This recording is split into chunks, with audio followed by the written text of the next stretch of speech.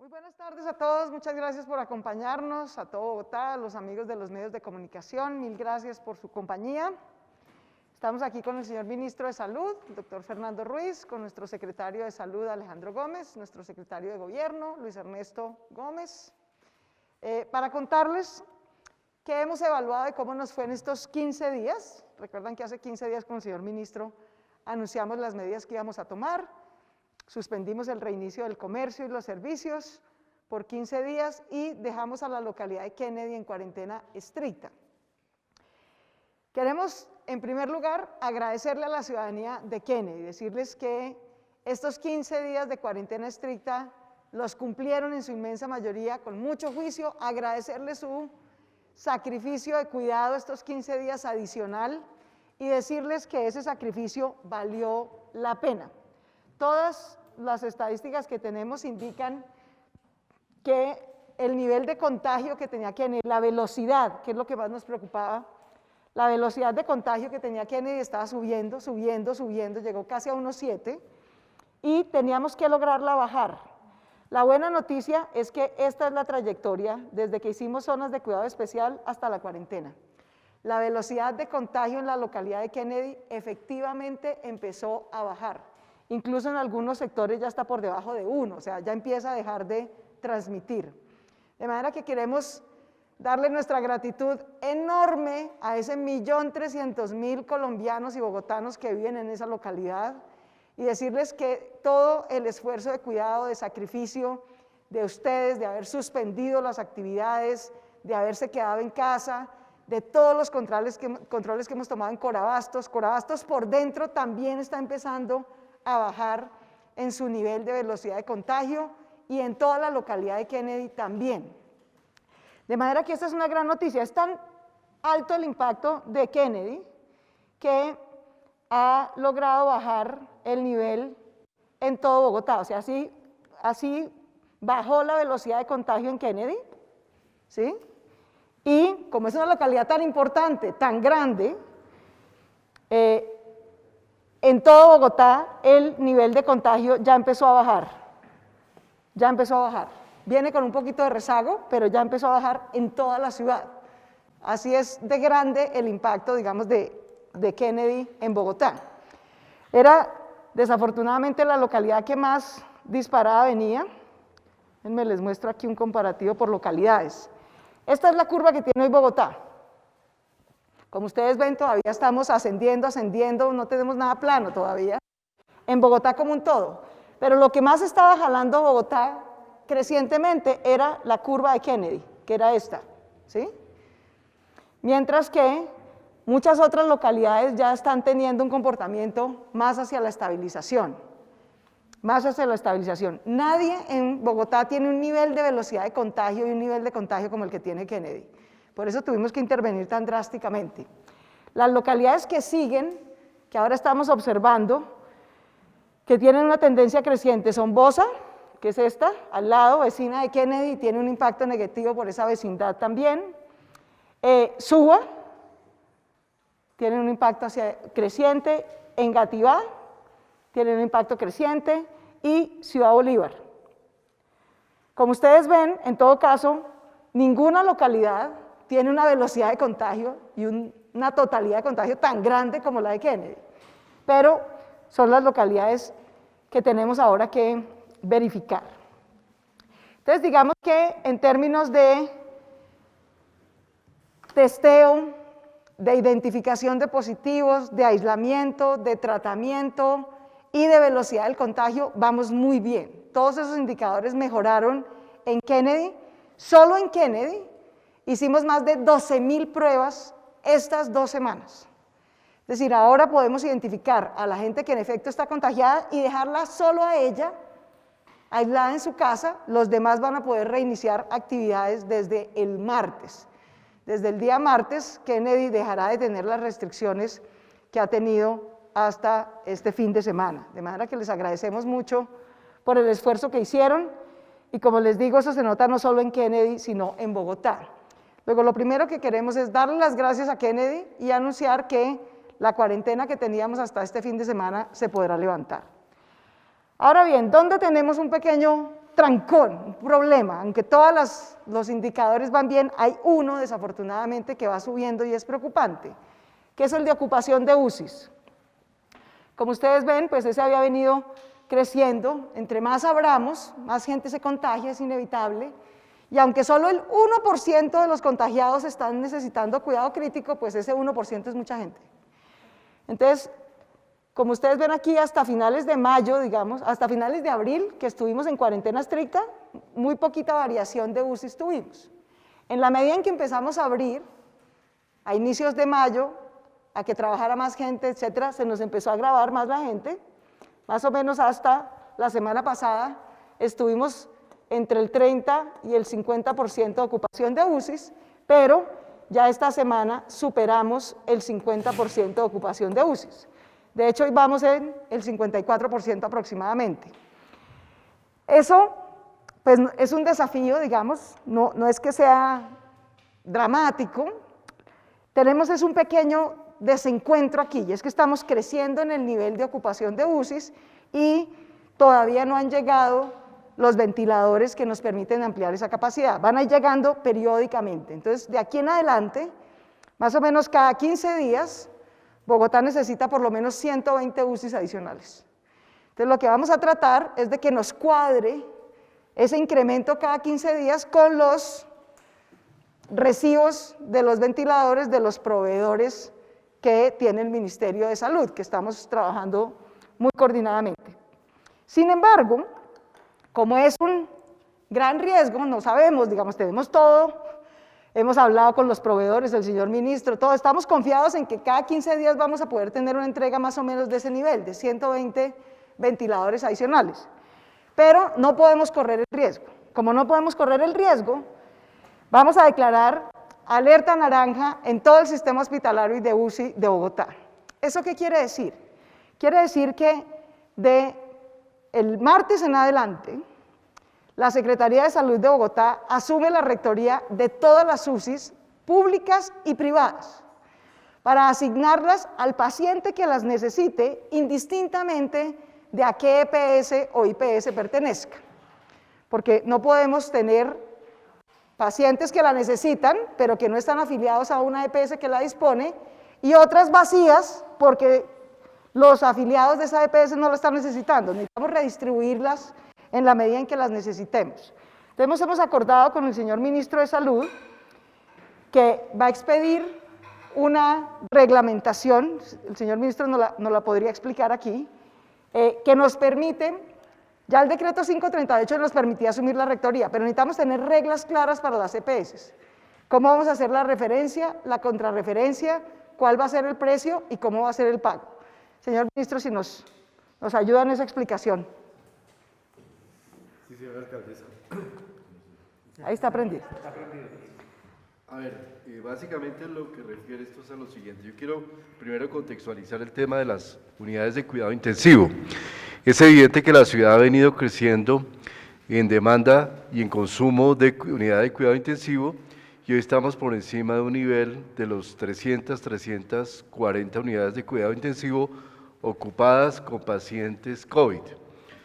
Ese nivel ha venido incrementando y está obviamente muy relacionado con la tasa o la velocidad de crecimiento del contagio que se dio en la ciudad a costa de la localidad de Kennedy, seguramente en su mayoría, pero obviamente una afectación, como la señora alcaldesa mostró, general y generalizada. Eso nos permite decir que el consumo de UCIs incrementó y que esto va a tener seguramente un rezago en la medida que, aun cuando baje la tasa, la velocidad de contagio, la cantidad de UCIs ocupadas va a seguir manteniéndose por lo menos al nivel que está en este momento. Eso requiere que vamos a estar por encima del 50%, y en esas condiciones es una decisión de la alcaldesa como de cualquier gobernante o alcalde, de acuerdo con el decreto legislativo 538, que se pueda asumir la coordinación de las unidades de cuidado intensivo con el fin de regularizar el uso de las unidades en toda la ciudad o en todo ámbito territorial. Esa es una potestad que se define en el decreto 538. Para poder hacer eso indudablemente se requiere la capacidad que desde el Centro Regulador de Urgencias se pueda ordenar y coordinar a qué UCI va cada paciente. Esas medidas las pidió el Gobierno Nacional a instancias del Ministerio de Salud, fundamentalmente buscando la equidad en el acceso a las unidades de cuidado intensivo, es decir, que cada ciudadano tenga la misma oportunidad y el mismo derecho, bajo el derecho a la salud, de ser derivado a cualquiera de las unidades de cuidado intensivo que estén disponibles en la ciudad, sean públicas o sean privadas, sin ningún distingo de régimen, sin distingo de afiliación, sin distingo de ninguna otra condición, de ninguna otra naturaleza, y todos puedan tener el mismo derecho a acceder a las unidades de cuidado intensivo. En esas condiciones, también se hace necesario definir un decreto o una regulación que permita fijar unos precios de referencia, especialmente para aquellos casos en los que no hay contrato vigente con un hospital desde una EPS. Y para solucionar ese tema se ha definido desde el Ministerio de Salud, para el orden nacional, para todo el país, unos precios de referencia que con base en ellos se podrá establecer el pago desde las EPS hasta las IPS. Y además adicionamos a esto un factor muy importante, alcaldesa, y es que ese pago, además de hacerse con un precio, digamos, de referencia, se debe hacer con un anticipo del 50% una vez esté confirmado que mediante un examen que se trata de un paciente de COVID. Es decir, el paciente entra, no debe haber absolutamente ninguna restricción a la entrada, de acuerdo con lo que define el Centro Regulador de Urgencias. El paciente entra a la institución y una vez se hace el examen confirmatorio de COVID, la EPS está obligada, no es potestativo, sino está obligada a entregar un 50% del costo de la canasta del precio a la IPS para que se pueda dar la mejor atención y para que también nuestras IPS, nuestros hospitales tengan la seguridad de que van a tener un flujo adecuado de recursos por la atención del COVID. Exacto. O sea, Alejandro, si nos dices en particular el martes cómo vamos a empezar a operar. Muy bien, alcaldesa mayor, señor ministro. A partir del martes, a primera hora, la regulación de pacientes sospechosos y de pacientes COVID positivos estará entonces en cabeza de la Secretaría Distrital de Salud. A través del Centro Regulador de Urgencias y Emergencias, si un paciente llega a cualquier hospital o clínica y los médicos desde su criterio, porque siempre prima el criterio médico del equipo asistencial, determinan que ese paciente requiere una unidad de cuidados intensivos con soporte ventilatorio, se lo informan ya no a la EPS como hasta ahora, sino al CRUR, al Centro de Regulación de Urgencias y Emergencias de la Secretaría Distrital. Desde allí, y con un criterio de cercanía, de racionalización en el manejo de las unidades de cuidados intensivos en todo el Distrito Capital, se le asigna a qué IPS tendrá que ir y se le asigna un código QR. Con ese código QR, el paciente llega a esa IPS, se empieza a atender en cuidados intensivos y de acuerdo a lo dicho por el Ministerio de Salud y Protección Social, se generará una factura de cobro por el 50% de lo que se genere alrededor del cálculo de si es un paciente pediátrico, si es un adulto, etcétera, y ese 50% de la factura o del costo de ese paciente se deberá girar por la EPS en el término de la distancia. Lo importante es saber que las unidades de cuidados intensivos, que son hoy por hoy el recurso escaso, el recurso de oro para atender a los pacientes críticamente enfermos, no es bueno recordar que hasta el 90% de los pacientes los seguiremos atendiendo en casa porque su condición médica lo permite, porque no requiere de ningún tipo de hospitalización y tendremos los servicios allí en la casa donde lo requiere, pero aquellos que requieren unidad de cuidados intensivos, como decíamos, serán regulados desde la Secretaría Distrital y la EPS correspondiente en el modelo de aseguramiento de ese paciente deberá responder por ese pago. Al buen uso, ministro, de las unidades de cuidados intensivos en la ciudad de Bogotá, nos comprometemos como Secretaría, como Distrito, pero también como red hospitalaria. de la mano de los hospitales y clínicas, tanto públicas como privadas, ministro, vamos a hacer una auditoría todos los días, de suerte que el paciente que esté en una unidad de cuidados intensivos en la ciudad de Bogotá es porque lo necesita, porque se requiere y además está dentro de los parámetros que el ministerio emitió para entrar y para salir de cuidados intensivos. Alcaldesa. Eso le agradecemos mucho al señor ministro porque esa regulación era fundamental para poder asumir la rectoría, porque de nada sirve el control si tenemos incertidumbre en el precio, en el procedimiento y en el pago. Lo que nos da la regulación del Ministerio de Salud es certeza, ¿no? En este momento necesitamos todos trabajar, vamos a estar trabajando bajo presión, pero con certeza. Entonces, la primera medida que estamos de nuevo adoptando en conjunto con el Ministerio es que la Secretaría de Salud declara la alerta naranja en todo el sistema hospitalario de UCIs de Bogotá, asume la rectoría del sistema, la referencia, contrarreferencia y pago conforme a las determinaciones que ha tomado el Ministerio. Eso, sumado a la entrega periódica, estimamos que más o menos 120 ventiladores cada 15 días, nos debe dar la nivelación del sistema. Vamos a tener que tener, decíamos aquí con el ministro, un poquito de nervios de acero, porque vamos a estar entre el 50 al 75% de copamiento de UCIs cada 15 días, ¿no? Mientras vamos liberando y vamos recibiendo nuevos ventiladores. Le agradezco mucho al señor ministro que le cumplió a Bogotá. El 23 de junio llegan los 145 primeros ventiladores, la primera entrega, y de ahí para adelante pues tenemos un plan con él de ir cada 15 días viendo cómo podemos recibir nuevos en la medida en que podamos lidiar con esto. Estamos en el momento más complejo, porque no tenemos certeza exacta, pero los modelos estiman que entre julio y agosto debe llegar el primer pico de esta pandemia, o sea, mayor concentración de casos en un momento dado. Por lo tanto, vamos a requerir más hospitalización y más UCIs. Entonces, cada 15 días vamos a estar un poquito en premura, pero confiamos con el señor ministro en que estas dos medidas, la entrega quincenal y la disposición de rectoría de UCIs, nos permitan, aunque estemos apretados, mantener la situación bajo control. Si esto funciona, que esperamos que sí, estamos todos comprometidos a que funcione, pues no tendríamos que correr el riesgo de volver a una cuarentena estricta ni suspender ninguna actividad. Si por alguna razón que se escapa al control del señor ministro, un proveedor no puede cumplir o no llegan a tiempo, pues tendríamos que tomar otro tipo de medidas, pero por ahora confiamos en que estas dos medidas nos ayuden. La segunda medida que queremos anunciar con el señor ministro es que a partir del martes habrá pico y cédula en Bogotá.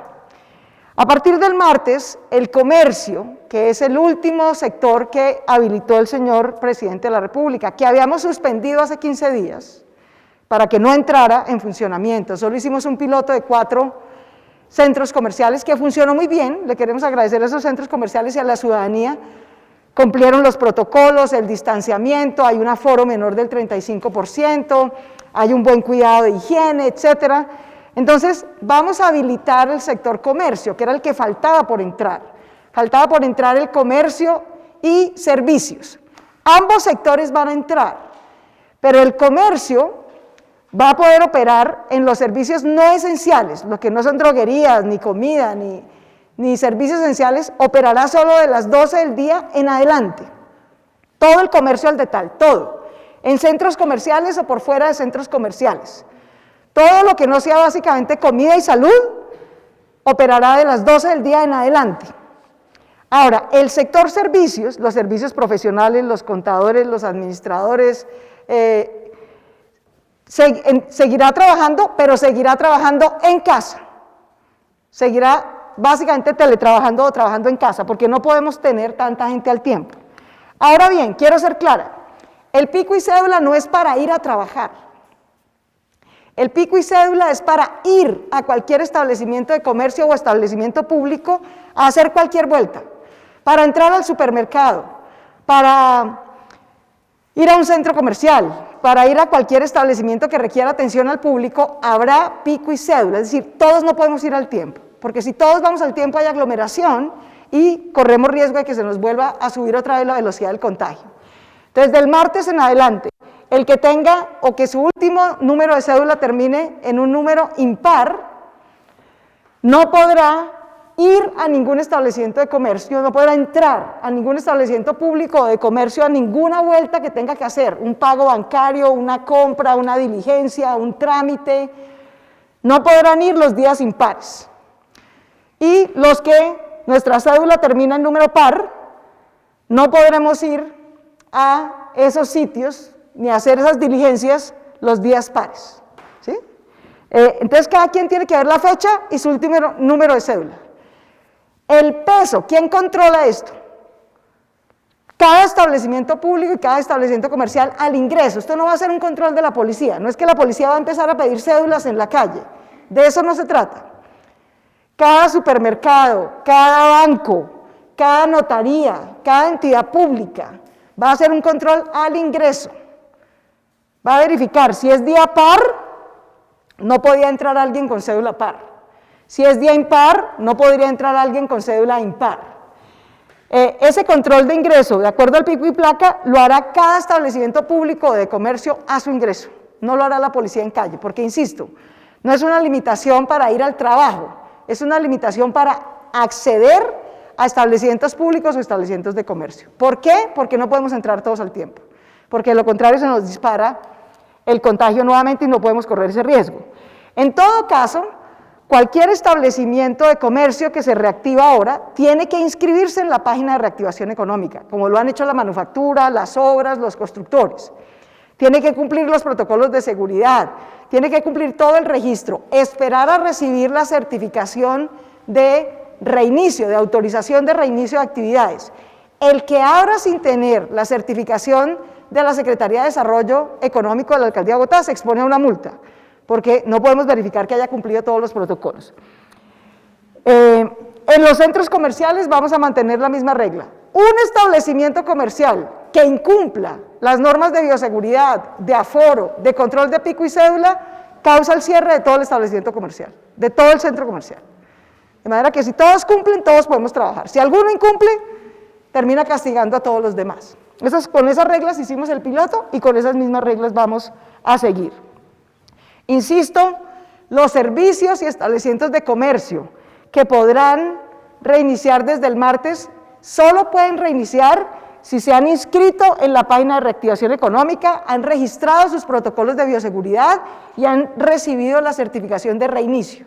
El que reinicie sin haber cumplido el procedimiento de protocolos y de certificación puede suspenderse y sancionarse.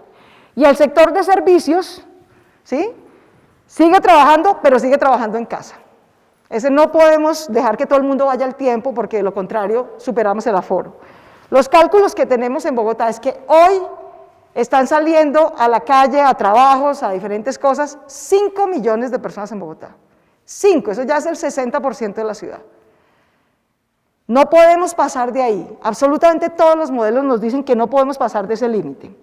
El tercer punto que mantenemos son los horarios.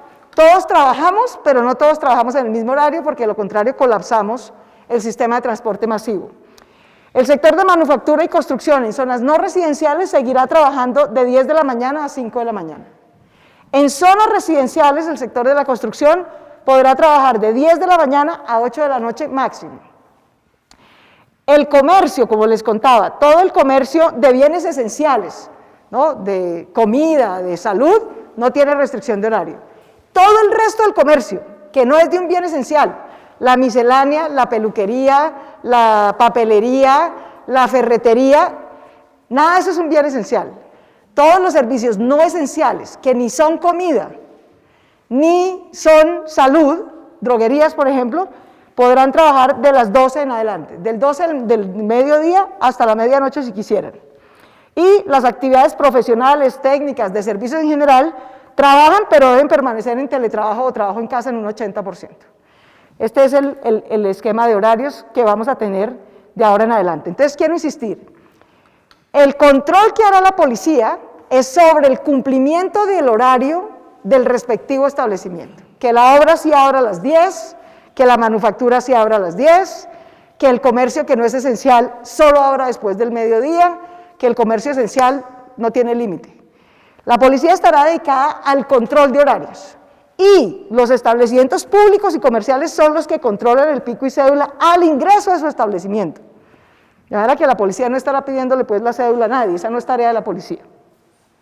Ahora bien, no basta con regular el comercio formal, porque como sabemos nuestra economía es mitad formal, mitad informal. Aquí hablábamos con el señor ministro, el peor brote que ha tenido Bogotá se llama Corabastos, que es un gran centro comercial de 200.000 personas. Y miren los estragos que nos ha causado, hizo cerrar una localidad entera. Pero no podemos permitir que San Victorino se vuelva otro Corabastos, o que el 20 de julio se vuelva otro Corabastos, o que la Séptima se vuelva otro Corabastos, o que la zona comercial de ninguna localidad se nos vuelva un riesgo de brote. De manera que con la Secretaría de Gobierno y el IPES y la Secretaría de Desarrollo Económico ya hemos venido avanzando en un piloto, ya tenemos un piloto en el San Victorino, por ejemplo, acordamos que ya no habrá madrugón, porque si no lo hacen por la mañana, se nos congestiona el horario de 5 a 8 de la mañana que ya está copado en transporte. De ahora en adelante será trasnochón. ¿Cómo va a ser el piloto de San Victorino, Luis Ernesto? Bueno, a partir de este miércoles hemos pactado con los comerciantes formales y aquellos que también desarrollan sus actividades afuera en la calle, muchos comerciantes informales, que se cumplan estos nuevos horarios que anuncia la alcaldesa.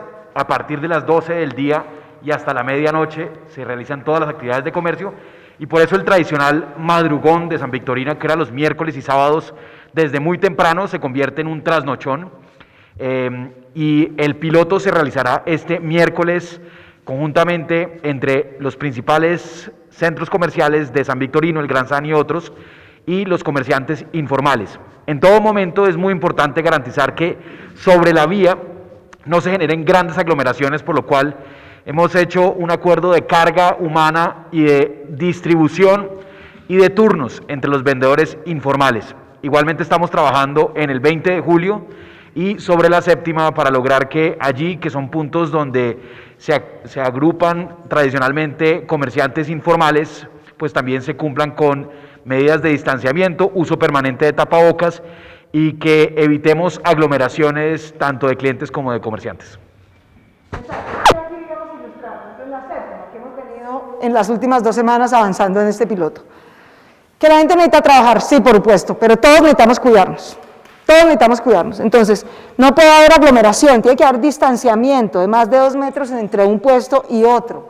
Todo el mundo debe tener su tapabocas. El IPES está entregando, con la donación que nos hizo la Fundación Éxito, 100.000 tapabocas de tela adecuada, lavable, como el que tiene Alejandro. Con eso estamos entregando 100.000, pero todo el mundo debe tener sus tapabocas, el cliente y el vendedor ambulante. Si su merced es un vendedor ambulante de más de 50 años, el riesgo que está corriendo es enorme. Si además no tiene tapabocas, es enorme.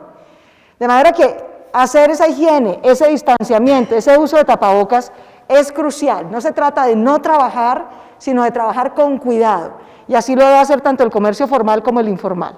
De manera que ese es otro esfuerzo grande que vamos a hacer en todas las zonas comerciales. En el Lucero, en Ciudad Bolívar, tenemos que hacerlo. En Bosa, en Subo, Rincón y Tibabuyes, donde hay una zona comercial muy importante. En Engativá, en el centro, en todas partes, porque en todas partes corremos el mismo riesgo. Otro sector que se habilita ahorita, que es un servicio, pero quiero referirme a él, porque es un servicio que no se puede prestar teletrabajando, que es el servicio de trabajo doméstico, fundamentalmente hecho por mujeres. Les agradecemos mucho que cumplan el horario. Todas las personas que trabajan, fundamentalmente mujeres, en trabajo doméstico, de común acuerdo con la persona de la casa con la que trabajan, van a poder hacer su registro igualmente en reactivación económica. Es muy sencillo, es muy fácil, pero hay que hacerlo. Y podrán trabajar a partir de las 10 de la mañana. Ya no tenemos cupo en el horario de 5 a 8 de la mañana, está copado al 35%. Si se nos monta más gente a esa hora, nos empieza a causar un problema de riesgo de contagio en el sistema de Transmilenio. De manera que quería hacer esta claridad porque este es de los servicios profesionales que no se puede prestar teletrabajando ni quedándose en casa, al contrario, se ejerce yendo a trabajar en otra casa o en otra oficina. De manera que se podrá ejercer, pero a partir de las 10 de la mañana e igualmente con un registro muy sencillo en reactivación económica, ahí encontrarán la información. Señor ministro, una buena noticia. ¿Por qué no nos cuenta que se ampliaron los horarios de actividad física?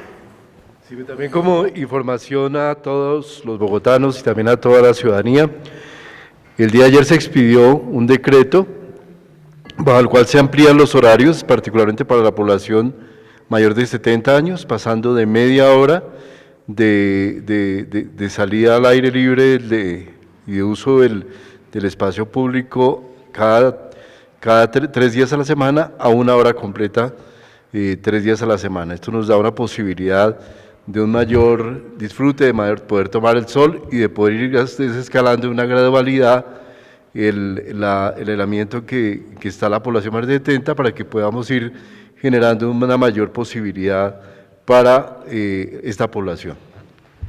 Muchas gracias, así evitamos la revolución de las canas que venía en ascenso.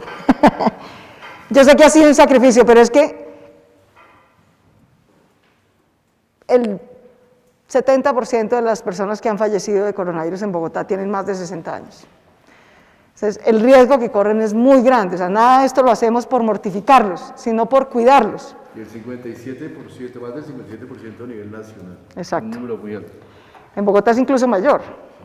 De manera que no es por mortificarlos, es por cuidarlos, van a poder salir 1 hora más, pero en los horarios que determina el decreto, básicamente entre 8 y 11 de la mañana o 2 y 5 de la tarde, que es cuando hay menos congestión en la calle, etcétera, para que puedan hacerlo. Vamos a hacer también un piloto. Yo creo que aquí todos hemos venido haciendo pilotos de reactivación económica y nos alivia el bolsillo y la vida.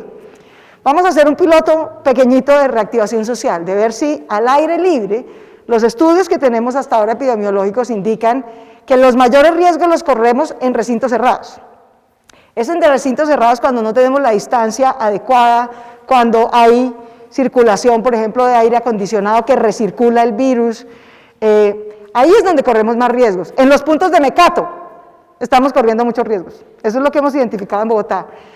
La gente llega a la cafetería, ¿no? O a comprar la empanadita o el tinto. ¿Qué hace? Esto que ya acabo de hacer, ¿no?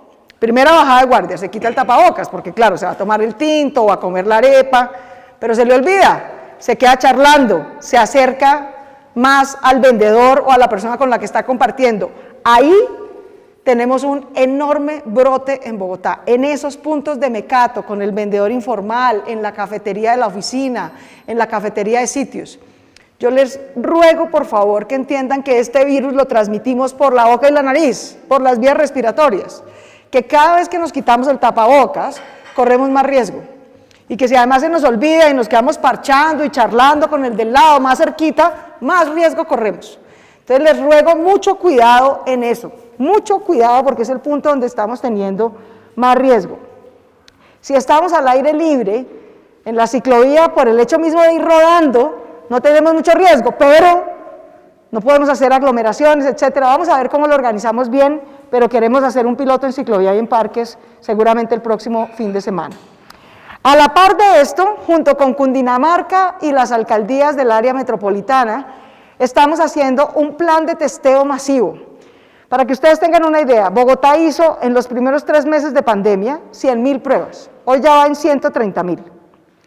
En este mes, del 8 de junio al 8 de julio, vamos a hacer 100.000 pruebas adicionales entre Cundinamarca y Bogotá.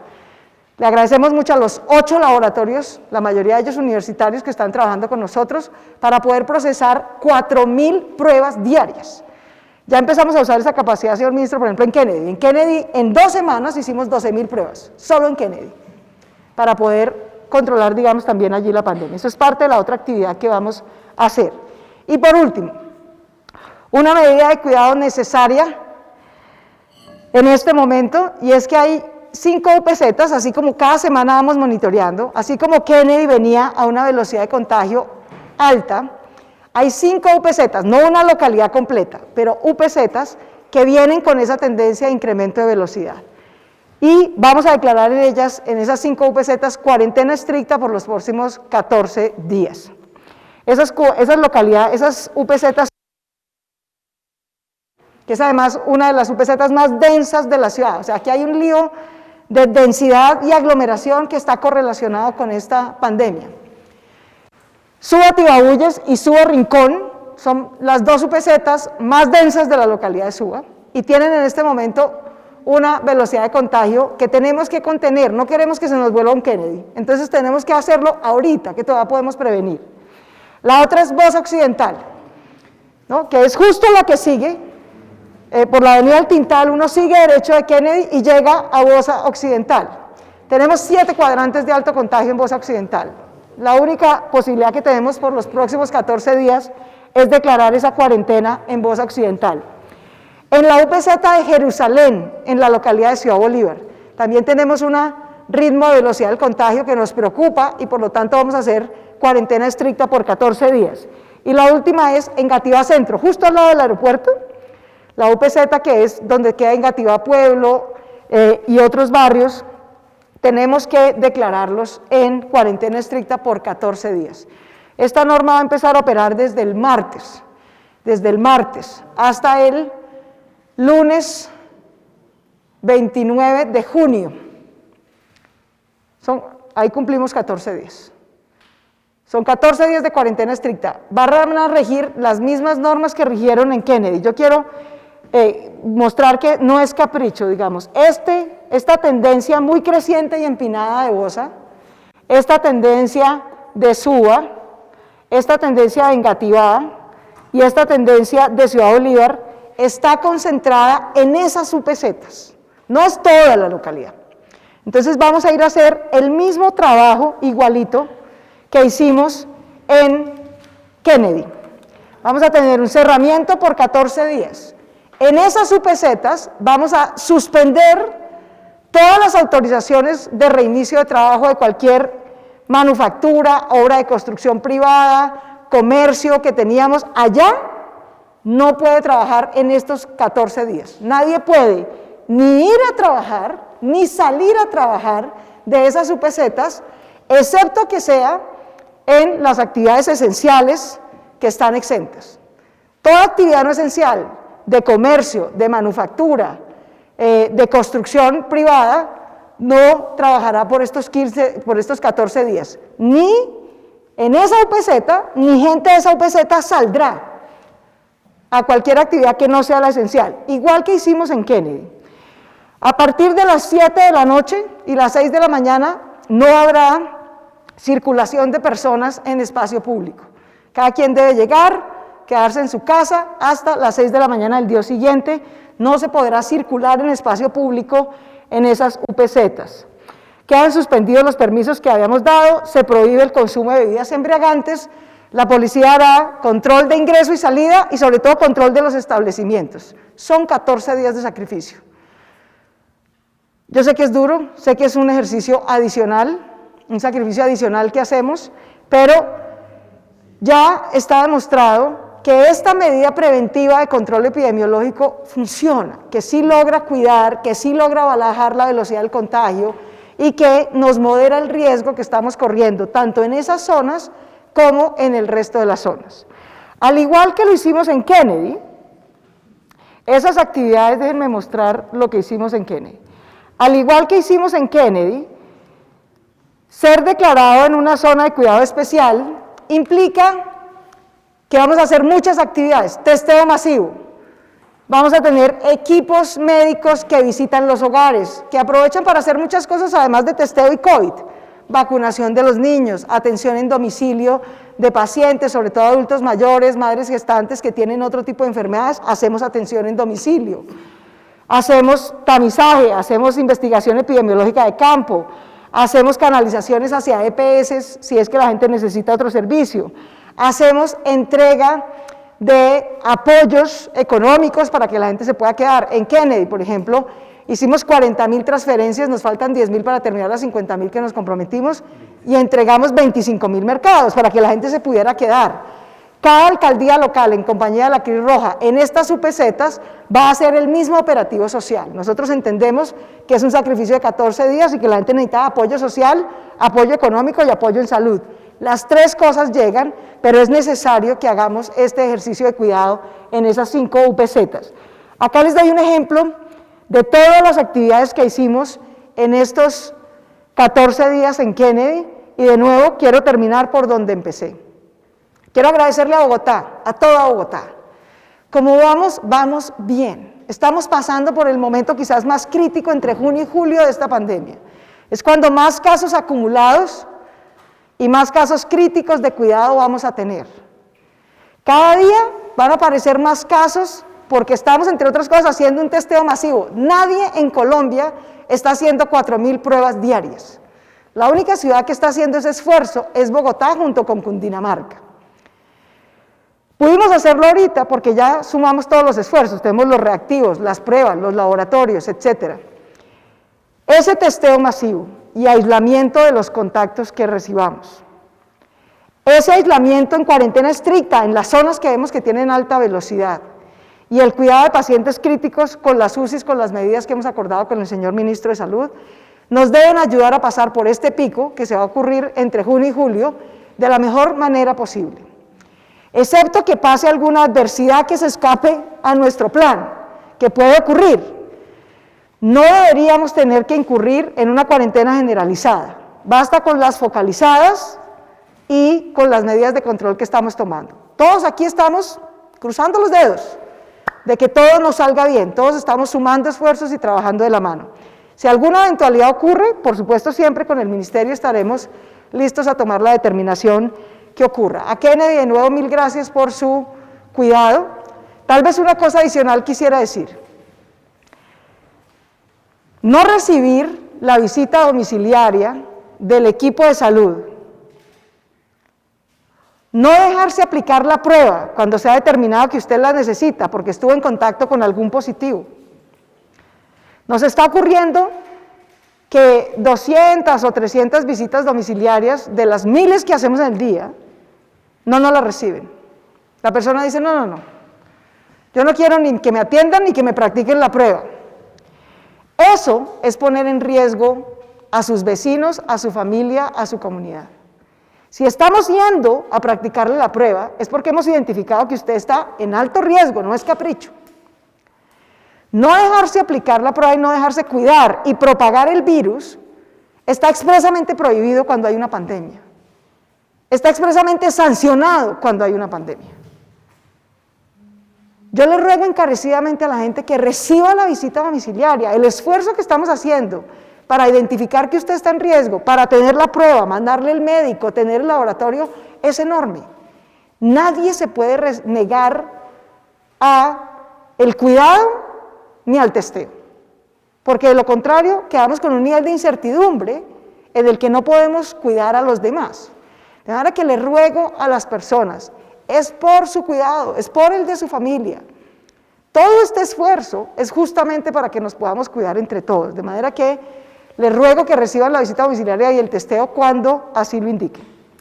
Gracias, señora alcaldesa. Yo quiero decirle que desde el Gobierno Nacional estamos acompañando a Bogotá como lo hacemos con todos los territorios, con todas las gobernaciones y alcaldías en relación con las acciones y la definición de la gradualidad que se tome en la medida que esta es una potestad del respectivo alcalde. Y de alguna manera, dado los indicadores que tenemos de Bogotá, que coincidimos con usted, están mejorando sustancialmente, y la tasa de la velocidad de transmisión, la velocidad de duplicación de casos, todos nos muestran una tendencia bastante positiva, pues también estamos completamente de acuerdo con la posibilidad, como se ha planteado, de abrir al sector comercial, también para dar un poco esa posibilidad a la ciudadanía de utilizar estos espacios, de tener un conjunto de actividades como comercio y servicios que indudablemente son importantes para darle, refrescar a la ciudadanía la porción de generar actividades, siempre y cuando se mantengan obviamente todas las condiciones que son necesarias para mantener controlado el uso de los medios de transporte masivo y todas otras actividades que nos pueden desencadenar procesos negativos y que nos puedan llevar a volver a generar situaciones de contagio. Obviamente, esas son eventualidades que no son del todo controlables, pero evidentemente el proceso de apertura bajo las condiciones planteadas debe darse de la manera más adecuada. Muchas gracias, ministro, por su compañía siempre y por su consejo y por su trabajo coordinado con nosotros. Muchas gracias. Si hay preguntas de los amigos de los medios de comunicación, con el mayor gusto. Tenemos varias preguntas. Nos pregunta Ricardo Ospina de Blue Radio. Finalmente, ¿cuándo llegarán los ventiladores adicionales anunciados por el Gobierno Nacional para habilitar las nuevas camas UCI? Vamos a ir teniendo una entrega periódica. Aquí el señor ministro nos puede confirmar. Está planteado en una carta que es dirigida a la alcaldesa. El compromiso nuestro es de entregar en el mes de junio 130 ventiladores y esto irá ampliándose en el mes de julio, probablemente julio y agosto alrededor de 450, dando una gradualidad. Nosotros tenemos previsto que en el mes entre julio y agosto nos lleguen aproximadamente 1.900 ventiladores de 2.767 que estamos adquiridos, pero obviamente también dependemos de que se cumplan los compromisos parte de las empresas con las cuales adquirimos. Estamos esperando que en concreto el 23 de junio, según nos ha confirmado el proveedor del Ministerio de Salud, llegarían 145 para Bogotá. De ahí para adelante nuestra estimación es que más o menos cada 2 o 3 semanas debemos recibir 120 adicionales para poder ir, digamos, copando la necesidad que vamos teniendo. Confiamos y todos estamos aquí trabajando del mismo lado, que vayan llegando en esa periodicidad. Como van a ir llegando poco a poco, vamos a estar viendo en Salud Data que vamos a estar entre el 50 a 75% todos los días. No podemos bajar. ¿Dónde está mi porcentaje? Carajo, se me olvidó. Seguramente vamos a estar entre el 50 y el 75 todo el tiempo en Salud Data. ¿Por qué? Porque no podemos tener los 1.000 al tiempo. Ahora, si nos llegan cada 2 o 3 semanas, 120 aproximadamente, vamos a lograr estar al ritmo que tenemos y ese es el esfuerzo, digamos, que puede hacer el Gobierno Nacional y que le agradecemos. Digamos, sabemos que las circunstancias no son fáciles, que depende sobre todo de la entrega de los proveedores internacionales en una competencia que ha sido muy, muy difícil. Pregunta Cristian Sandoval de Canal 1. ¿Quién o qué entidad va a decidir qué pacientes ocupan la UCI? ¿Cómo garantizar que habrá un adecuado manejo? Lo va a hacer la Secretaría de Salud. ¿De qué entidades? El sistema de aseguramiento en Bogotá garantiza que hasta el 95% de las personas tienen una EPS y el 5% restantes es atendida con cargo a la Secretaría Distrital de Salud. O sea, el 100% de las personas que requieren unidad de cuidados intensivos van a estar siendo atendidas y reguladas desde el Centro Regulador de Urgencias y Emergencias. Ahora, ¿en dónde se van a atender? En la totalidad de la red de UCIs que tiene Bogotá. A el día de hoy, la red está aproximadamente en el 53-54% de ocupación. Con esta toma del manejo, de la coordinación, de lo que es la regulación, vamos a llevar más pacientes, ministro, hacia las UCI del norte de la ciudad que están más vacías, para tener más capacidad en las UCI del sur de la ciudad que están más congestionadas. Se trata no de negarle el servicio a nadie, por el contrario, se trata de garantizarle el servicio de unidad de cuidados intensivos a todo paciente que en Bogotá lo requiera. Pregunta Juan Manuel Reyes de Publimetro. ¿Habrá restricciones especiales para el Día del Padre? Se ha dicho que buena parte de los contagios del pico actual se produjeron alrededor del Día de la Madre.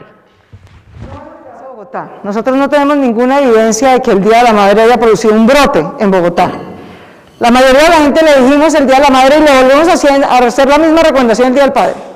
Usted quiere a su mamá, yo les he dicho todo el tiempo, nada me ha dolido a mí más en esta pandemia que no poder ver a mi mamá, que tiene 70 años, está en aislamiento estricto porque así lo ordena el Ministerio de Salud y la alcaldía. El mejor regalo que le he hecho es no ir a verla. Yo sí salgo a trabajar, yo estoy en la calle, la probabilidad de que regresando a casa le haga correr algún riesgo a ella es enorme. El mejor regalo del Día de la Madre era llamarla, consentirla, mandarle algo a domicilio, pero si usted no vive con ella, no vaya a verla.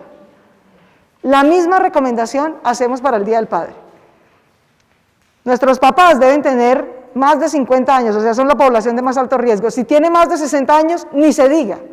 Si usted no vive con su papá, el mejor regalo que le puede hacer el Día del Padre es llámelo, consiéntalo, pero no vaya a verlo, porque el riesgo que le genera es alto y es innecesario. Aquí en Bogotá todo lo hemos hecho con cultura ciudadana, con recomendación, con pedagogía, y lo volveremos a hacer así como lo hicimos para el Día de la Madre, para el Día del Padre. Pregunta Karen Borges de la W.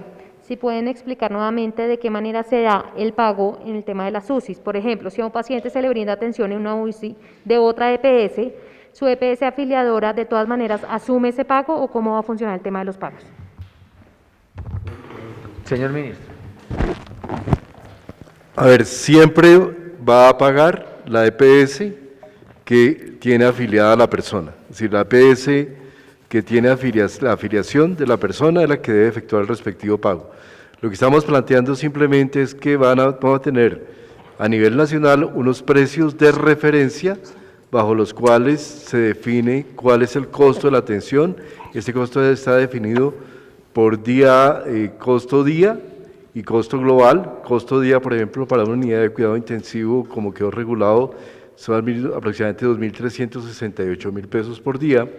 Y lo que se hace es que el centro regulador de urgencias, el paciente llega a alguna institución, en esa institución puede ser que no haya una unidad de cuidado intensivo disponible, se comunica esa institución al centro regulador de urgencias, el centro regulador de urgencias lo deriva a donde tenga en su listado, en su disponibilidad o en su inventario de UCIs, tenga UCIs disponibles, es el centro regulador de urgencias el que define, no es la EPS, lo llevará a su sitio de donde esté la UCI disponible y una vez el paciente sea hospitalizado, se confirme mediante prueba de PCR que tiene el diagnóstico de COVID, la EPS que tiene el contrato, que tiene afiliada a esa persona, tiene la obligación de pagarle a la institución, de facturar y pagarle el 50% de manera de anticipo y el resto se le pagará posteriormente. Ese es como opera el mecanismo integrado de referencia y contrarreferencia con el mecanismo de pago.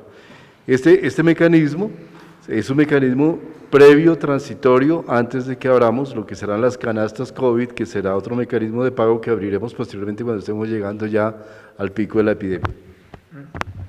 Una claridad adicional de cara a lo que el señor ministro desde el ministerio planteó. Si entre la clínica que recibe al paciente y la EPS de ese paciente hay un contrato previo, se honra el contrato, se factura a la tarifa que tienen ya pactada en el contrato.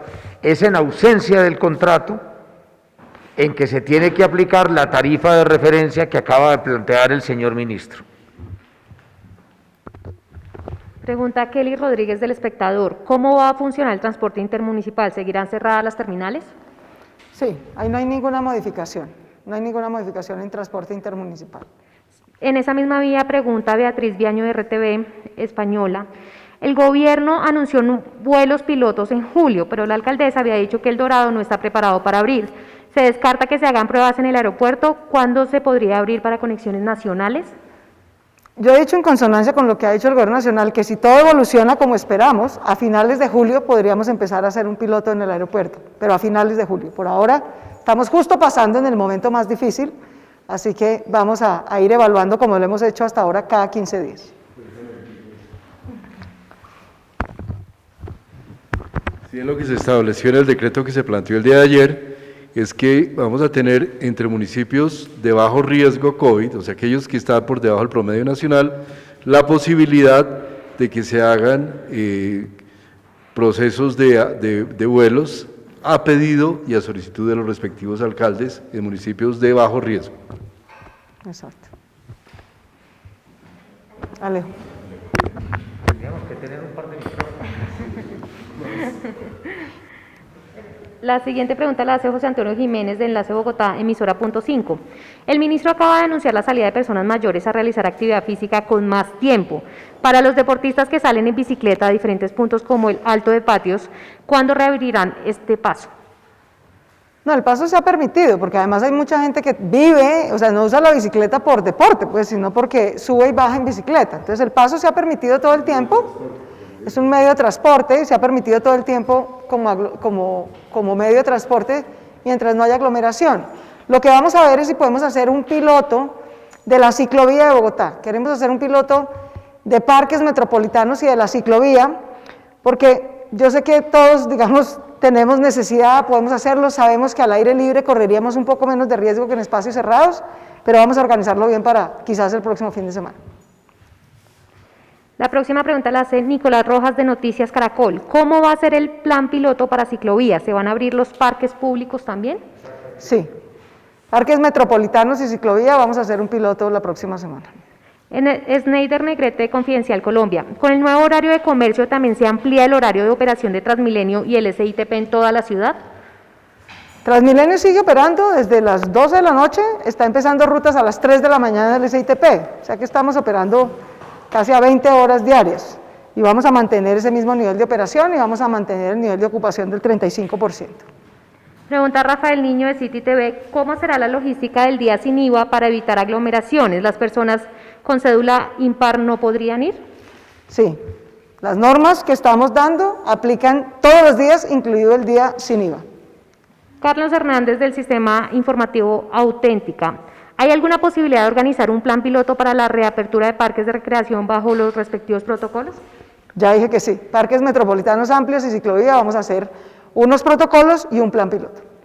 María Alejandra Castillo del Nuevo Siglo, ¿el piloto de reactivación social se socializará la semana entrante? ¿Contemplaría establecimientos al aire libre?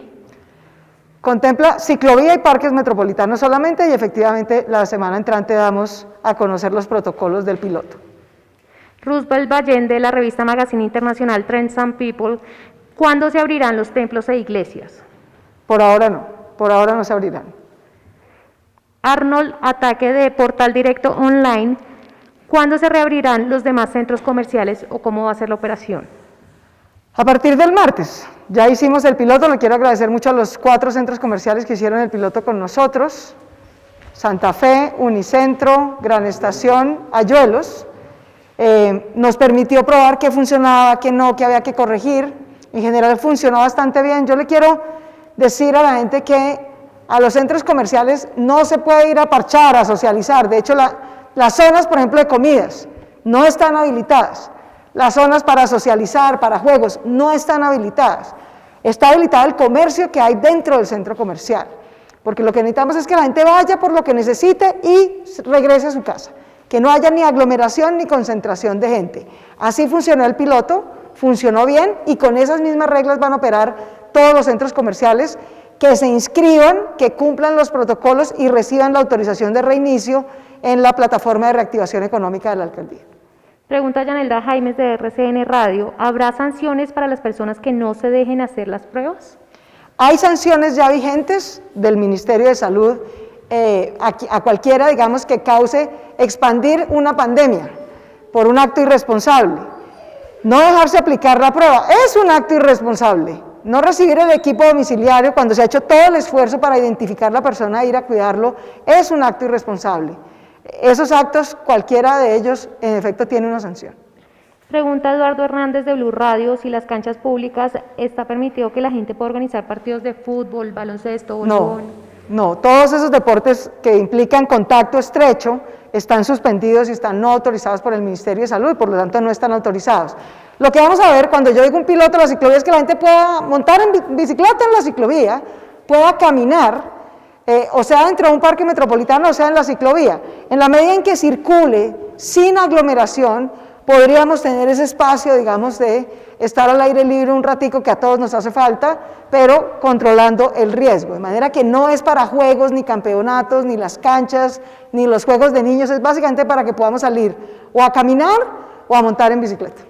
La última pregunta la hace José David Rodríguez de RCN Radio. ¿Las mujeres que viven de ofrecer servicios de peluquería a domicilio podrán acortarlo en algún horario determinado? No todas las mujeres viven cerca de donde prestan el servicio. En este caso, ¿qué pueden hacer?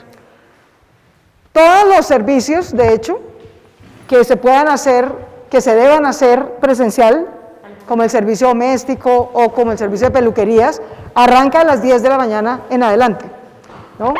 El servicio doméstico arranca después de las 10 de la mañana y todos los servicios comerciales, peluquerías, insisto, peluquerías, misceláneas, papelerías, ferreterías, todos van a trabajar, pero no son servicios esenciales, por lo tanto trabajan del mediodía en adelante, todos.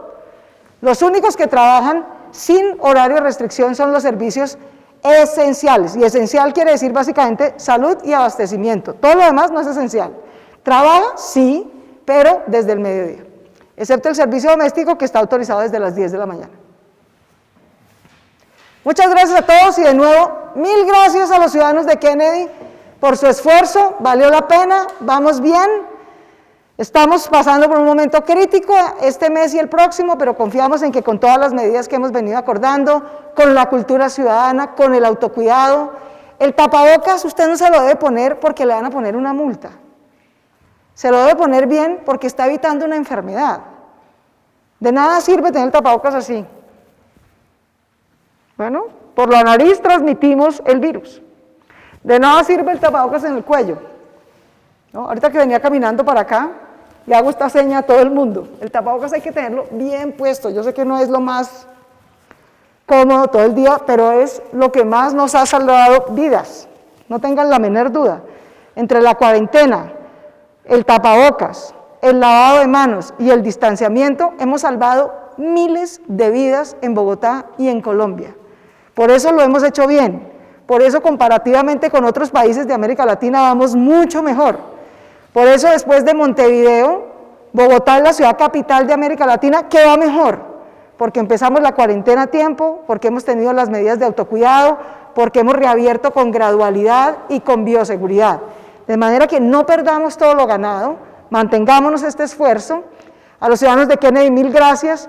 A los ciudadanos de Jerusalén en Ciudad Bolívar, de Bosa Occidental, de Suba Tibabuyes, de Suba Rincón y de Engativá, gracias por el esfuerzo que van a hacer en los próximos 15 días. Muchísimas gracias a todos.